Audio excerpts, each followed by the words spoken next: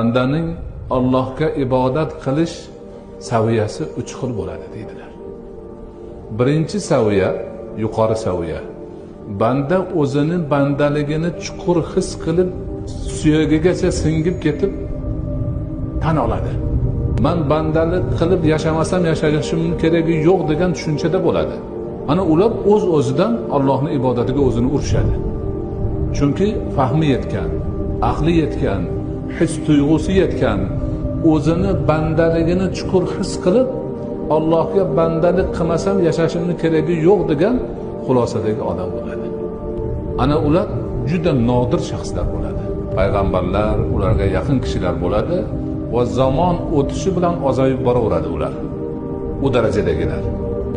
Ikkinchi darajadagilar ibodat, toat, Allohning amri hammasi go'zal narsa ekanligini tushunib yetadi. Namoz o'qish qanday go'zal. Bundan chiroyli narsa dunyoda yo'q. Roza tutish qanday foydali narsa. Bundan foydali narsa dunyoda yo'q. Allohning u farzi qanday yaxshi, bu farzi qanday yaxshi, bu qanday vojib yaxshi.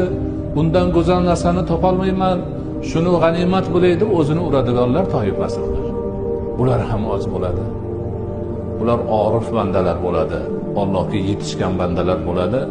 Allohning muhabbati bilan yuraklari, qalblari to'lgan, qalblarida Allohning muhabbatidan boshqa muhabbatga joy qolmagan bandalar bo'ladi. Ammo siz bilan biz ko'pchilik ibodatni nima uchun qilamiz? Savobidan umidvor bo'lib, azobidan qo'rqqanimizdan qilamiz. Ana o'shalarni Alloh vojib, farz ibodatlarni zanjirini bo'yniga solib, nimaga? Jannatga sudraydi. Aytsam ko'nmayapsan, endi o'zim sudrab olib boray deydi. Mana shu haqiqatni biz yaxshi bilishimiz kerak.